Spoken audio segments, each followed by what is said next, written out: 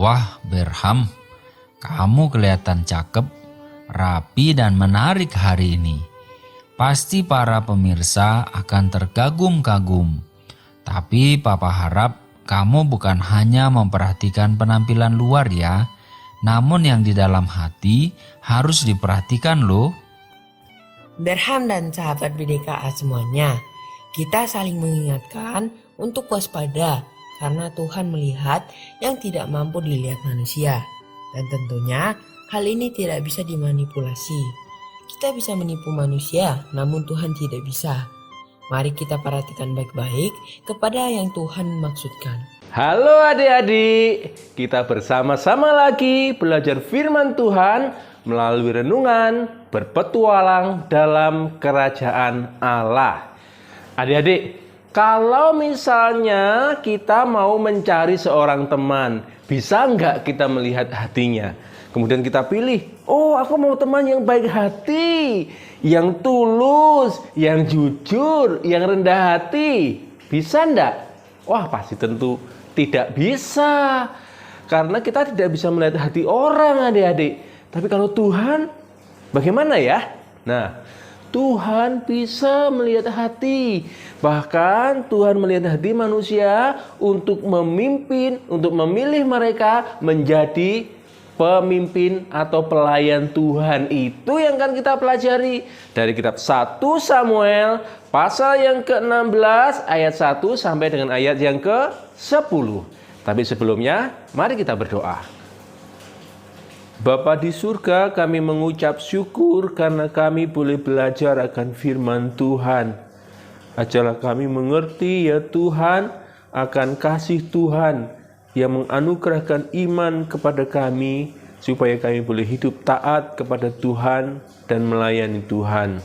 Dalam nama Tuhan Yesus kami berdoa. Amin. Adik-adik, datanglah firman Tuhan kepada Samuel. Berapa lama lagi kamu akan berduka karena Saul? Bukankah aku telah menolak dia sebagai raja atas Israel? Untuk itu pergilah ke Betlehem, urapilah anak Isai, karena ada yang kupilih menjadi raja di antara mereka. Nah adik-adik, Tuhan menegur Samuel, karena Samuel terus sedih karena Saul. Mengapa adik-adik? Karena Saul itu sangat dikasihi oleh Samuel. Dan Samuel mempunyai pengharapan yang sangat besar agar Saul itu dapat menjadi raja yang baik. Raja yang memimpin orang-orang Israel untuk hidup taat kepada Tuhan. Tetapi adik-adik, karena Saul menolak Tuhan, akhirnya Saul harus berhadapan dengan penghakiman Tuhan. Demikian juga orang-orang Israel. Itu yang menjadi pergumulan dari Samuel adik-adik. Tetapi ternyata di dalam kekekalan Tuhan mempunyai rencana yang indah untuk umatnya adik-adik. Itulah mengapa Tuhan memerintahkan Samuel untuk pergi ke Betlehem mengurapi salah satu anak Isai untuk menjadi raja atas Israel. Adik-adik, kira-kira apa jawabnya Samuel ketika dia diperintahkan Tuhan untuk pergi ke Betlehem? Samuel mengatakan, Tuhan, kalau aku pergi ke Betlehem untuk mengurapi anak Isai menjadi raja, dan Saul mengetahui itu, tentu dia akan membunuhku. Mengapa Samuel berkata demikian adik-adik? Karena Samuel tahu betul bahwa Saul sekarang sudah berubah.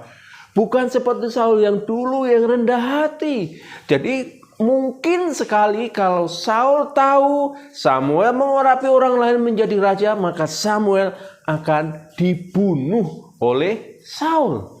Itulah mengapa kemudian Tuhan berfirman kepada Samuel, bawalah seekor sapi dan persembahkan itu kepada Tuhan di Betlehem. Setelah itu aku akan menunjukkan kepadamu apa yang harus kamu lakukan untuk memberkati anak Isai. Adik-adik, Kemudian Samuel pergi ke Betlehem dengan alasan apa? Mau mempersembahkan korban kepada Tuhan. Apakah dengan demikian Tuhan mengajarkan kebohongan kepada Samuel, adik-adik? Gimana kalau dirimu? Oh, bohong itu. Wong harusnya mengurapi, kok bilangnya mau mempersembahkan korban kepada Tuhan. Nah, adik-adik, Tuhan tidak pernah mengajarkan Samuel untuk berbohong. Mengapa? Karena Samuel benar-benar pergi ke Betlehem untuk mempersembahkan korban kepada Tuhan. Nah, korban ini memang sangat penting, adik-adik. Mengapa? Karena setelah itu Samuel harus mengurapi anak Isai untuk menjadi raja. Jadi ini bukan sebuah kebohongan, karena memang benar-benar Samuel melakukan korban persembahan untuk Tuhan. Ketika Samuel mendekati kota Betlehem, tua-tua di sana melihat Samuel, loh, Pak Samuel datang ke tempat kita. Ada apa ini? Ada apa ini? Kemudian mereka mendatangi Samuel. Adakah hal yang buruk atau yang baik yang ingin kau sampaikan, Pak Samuel? Nah, mereka sangat ketakutan, adik-adik. Mengapa?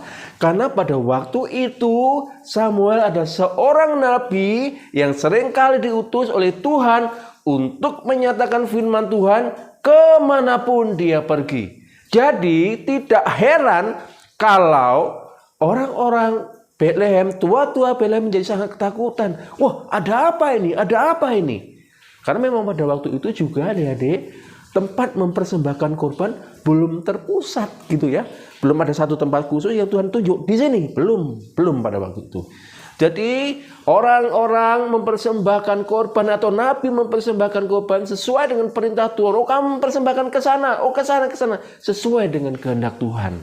Tapi kemudian Samuel menenangkan hati orang-orang Betlehem, dan Samuel mengundang mereka untuk datang di dalam acara korban persembahan. Jadi orang-orang atau tua-tua Betlehem itu harus menyucikan dirinya, membersihkan bajunya, dan mengakui dosa-dosanya sehingga mereka boleh datang di dalam acara korban persembahan untuk Tuhan.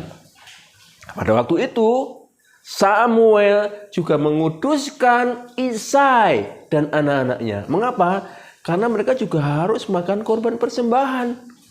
Karena apa? Karena salah satu di antara mereka ada yang akan diurapi untuk menjadi raja. Dan sebelum anak-anak Isai itu duduk, maka mereka disuruh lewat satu persatu. Yang pertama adalah Eliab, anak yang pertama. Wah, Samuel melihat, ini orang yang gagah, orang yang perkasa, orang yang tampan. Wah, sepertinya sekarang berdiri di hadapan Tuhan, orang yang akan diurapi Tuhan untuk menjadi raja atas Israel. Tetapi Tuhan berfirman kepada Samuel, jangan melihat pada parasnya. Manusianya melihat apa yang tampak di depan mata, tetapi Tuhan melihat hati. Aku telah menolak dia sebagai raja atas Israel. Adik-adik, ternyata Tuhan menolak Eliab yang begitu gagah, begitu perkasa dan juga ganteng. Rupanya dalam hal ini, adik-adik, Samuel belum belajar banyak dari peristiwa Saul. Bukankah Saul dulu ketika pertama kali menjadi raja juga mempunyai sikap yang baik, gagah, tampan? Bahkan adik-adik, orang-orang Israel ketika berkumpul pasti tahu bahwa ada Saul atau tidak. Mengapa? Karena Saul itu lebih tinggi daripada orang-orang Israel. Bahkan orang-orang Israel hanya sepundaknya dia. Bukankah begitu gagah? Bukankah begitu perkasa? Bahkan pada waktu dia awal menjadi raja, dia juga mempunyai karakter yang baik, adik-adik. Tetapi ternyata kegagahan, kebaikan yang diagung-agungkan oleh manusia itu tidak membawa Saul menjadi pemimpin yang baik yang berkenan kepada Tuhan. Mengapa, adik-adik? Karena Saul tidak mempunyai iman yang sejati kepada Tuhan.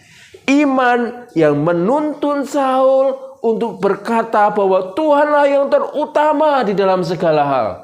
Iman yang membuat Saul sungguh-sungguh mau taat kepada Tuhan itu tidak dipunyai oleh Saul, adik-adik.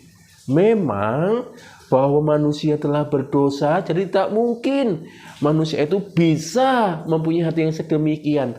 Tuhan yang akan menganugerahkan. Tetapi ketika sudah menerima anugerah Tuhan, kita mempunyai tanggung jawab untuk sungguh-sungguh hidup di dalam iman yang Tuhan telah anugerahkan kepada kita. Adik-adik, jadi kita tahu sekarang bahwa Tuhan bisa melihat hati manusia. Seperti Tuhan juga bisa melihat hati adik-adik. Dan hati yang berkenan kepada Tuhan adalah hati yang mau sungguh-sungguh beriman, mengutamakan Tuhan dalam segala hal, dan iman yang menuntun anak-anak Tuhan untuk sungguh-sungguh taat kepada Tuhan. Inilah anugerah yang Tuhan berikan.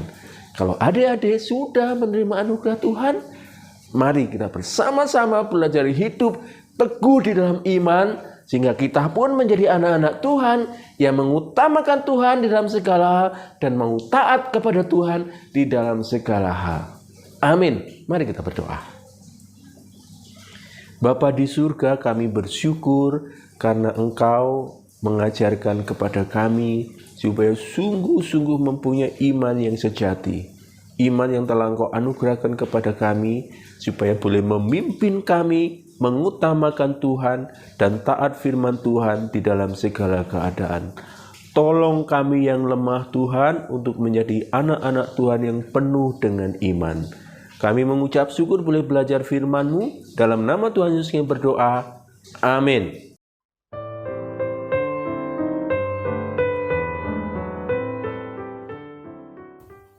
Nah, teman-teman, ternyata untuk pemilihan Raja Israel ini, Tuhan lihat ke dalam, yaitu sikap hati yang beriman dan tunduk kepada Tuhan. Dan apakah kita tahu bahwa sebenarnya Tuhanlah yang meletakkan sikap ini ke dalam hati manusia. Jadi sikap ini juga merupakan hadiah dari Tuhan. Dan sebagai penutup, kita harus mengingat bahwa manusia yang sudah jatuh ke dalam dosa tidak mungkin memiliki sikap hati untuk tunduk dan beriman kepada Tuhan. Besok, silakan mempersiapkan diri melalui pembacaan dari 1 Samuel pasal 16 ayat 11 sampai 13. Sayonara, sampai bertemu lagi.